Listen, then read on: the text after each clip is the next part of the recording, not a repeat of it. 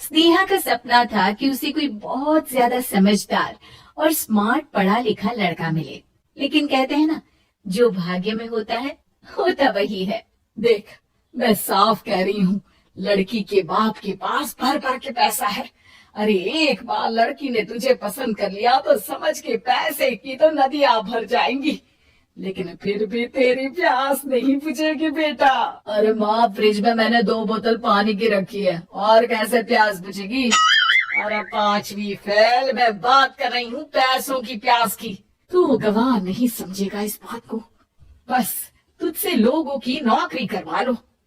वो क्या है ना आशीष की माँ, वो सीधा है, और जिसे तू लोगों की नौकरी बोल रही है ना, वो आशीष का प्यार है अपने लोगों के लिए, जिनसे वो प्यार करता है या जिनसे जुड़ा हुआ है वो। अरे जमाना नहीं रहा वो। अरे आज की डेट में तो ना बेटा माँ का है, ना ही पति पत्नी का। कैसी बात कर रही है माँ? चाहे दुनिया यहाँ की वहाँ क्यों ना हो जाए, मैं आपके बिना नहीं रह सकता, ना ही मैं आपको कभी धोखा दे सकता हूँ। अरे हाँ, ठीक है ठीक है। देख, लड़की को पढ़ा लिखा लड़का चाहिए, तो वहाँ चुप रहना। जबान खोलेगा तो पता चल जाएगा कि 5वीं पास है। अरे तो पढ़ा देती ना आगे। माना सौतेली माँ हो, लेकिन दहेज की लालच तो अपने बेटे जैसी ही रख रही हो। पापा ऐसा मत बोलिए ना माँ को, वो मेरी माँ है, मैं उनसे बहुत प्यार करता हूँ। अच्छा अच्छा बेटा, कुछ नहीं कहता, बस तैयार हो जा, चलते हैं और देखते हैं कि कौन है लड़की और क्या चाहती है। सभी मिलकर लड़की देखने जाते हैं, जहाँ स्नेहा आशीष को देखकर ही इम्प्रेस हो जाती है। वाह, कितना हैंडसम है, काश इससे मेरी शादी हो जाती, लेकिन पता नहीं कितना पढ़ा लिखा है। स्नेहा, लड़का बहुत अच्छा है, बेचारी की माँ दूसरी है, लेकिन देख रही है ना, हीरा भी इतना चमकीला नहीं होगा जितना कि ये। स्नेहा को समझ नहीं आता कि वो क्या करे। वो आशीष से मिलती है, उसकी सादगी, उसकी बातें उसे भा जाती है। मैंने नहीं सोचा था कि इतना पढ़ा लिखा लड़का मुझे मिलेगा, मैं शादी करने के लिए तैयार हूँ। और फिर स्नेहा और आशीष की शादी हो जाती है। शादी के बाद सासू माँ कहती है, अरे बेटा, वो तेरे जेवर मुझे दे दे, मैं संभाल कर रख दूंगी। स्नेहा, जो कि खुद भी एक समझदार लड़की थी, नहीं नहीं, मैं अपने जेवर नहीं दूंगी, उसके लिए तो मैंने पहले ही लॉकर खुलवा लिया था माँ जी। ये मेरी कुछ आर्टिफिशियल ज्वेलरी है, इसे रख लीजिए। वैसे मेरी अलमारी में जगह नहीं है ना। सास बेचारी नई नई बहू से क्या उलझती। सुनिए जी, मैंने आपके लिए खाना और नाश्ता बना दिया है, ऑफिस कब जाना है? कौन से ऑफिस में?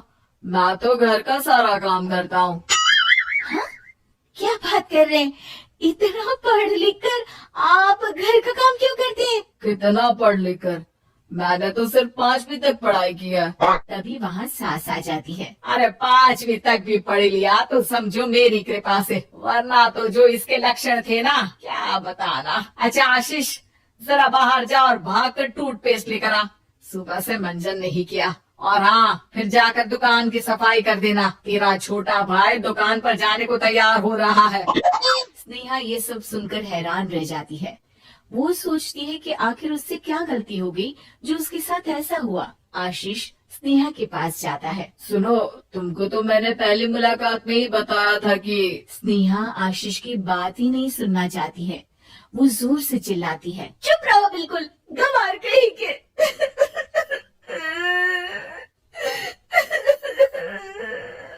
कितना बड़ा धोखा हो गया मेरे साथ, अब मैं इस घर में नहीं रह सकती। प्लीज ऐसी बात मत करो, मेरी पत्नी हो तुम, जैसे बोलोगी मैं वैसा करूंगा। मैं कोशिश करूंगा बाहर जाकर कोई काम ढूंढ लूं, पर प्लीज मत जाओ। चुप रहो गंवार कहीं के, मैं तुम्हारे जैसी की बीवी हो ही नहीं सकती। आशीष स्नेहा को लाख समझाने की कोशिश करता है, लेकिन वो अपने मायके चली जाती है। माँ चलिए ना, स्नेहा को मना कर लेकर आते हैं। अरे जाओ, मनाने जाए मेरी जूती, इतना घमंड जैसे कलेक्टर हो कहीं की महारानी। अरे मैं तो तुझे कहूंगी कि तू भी भूल जा, हमने नहीं भगाया, खुद ही तो गई है। माँ वो बीवी है मेरी, मैं प्यार करता हूँ उससे, मैं जा रहा हूँ उसे लेने। वहीं स्नेहा के घर पर, माँ वो तो कुछ काम ही नहीं करता, घर का नौकर है, 5वीं पास, मैं नहीं रह सकती ऐसे आदमी के साथ। माँ बेटा वो लड़का बहुत अच्छा है, उसकी तारीफ मैंने हर किसी से सुनी है। तेरा पति है, अब तक एक गलत माँ के साथ रह रहा था, तू सवारेगी तो सवर जाएगा। तभी वहाँ आशीष आ जाता है। मुझे माफ कर दो स्नेहा, पर प्लीज मुझे छोड़कर मत जाओ। मेरी माँ के जाने के बाद मुझे तुम्ही से सारी उम्मीद है। तुम जैसा कहोगी मैं करूँगा, पर प्लीज मेरे साथ रहो। सबके समझाने बुझाने के बाद स्नेहा आशीष के साथ घर आ जाती है। आ गई महारानी, अब आई हो और सच्चाई भी पता चल गई है, तो थोड़ा तमीज से पति के साथ घर देख, रसोई संभाल और हम सबकी सेवा कर। देखो, मैं अब इस घर में बंटवारा चाहती हूँ। जो मेरे पति का हिस्सा है वो उसे मिले और वो आज से कोई काम नहीं करेंगे। हिस्सा ले लो, लेकिन कमाओगे क्या, खाओगे क्या, धूल मिट्टी। अरे तेरा पति किसी काम का नहीं है, वो तो मेरा बेटा कमा रहा है तो 2 रोटी मिल जाती है इसे।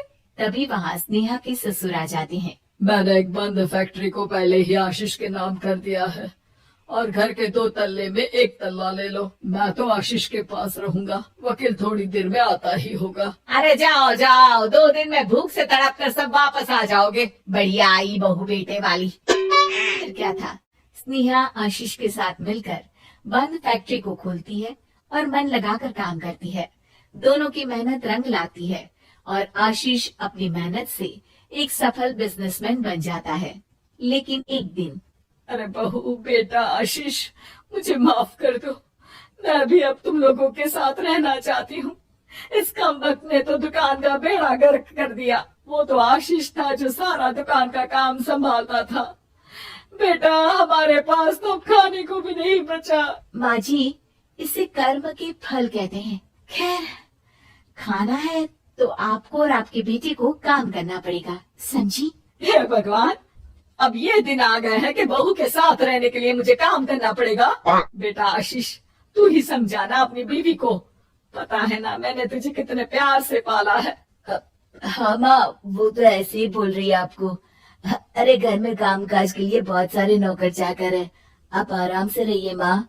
स्नेहा आशीष का अच्छा और सरल सच्चा व्यवहार देखकर मन ही मन सोचती है, मेरा पति गवार ही सही, लेकिन दुनिया का सबसे अच्छा इंसान है।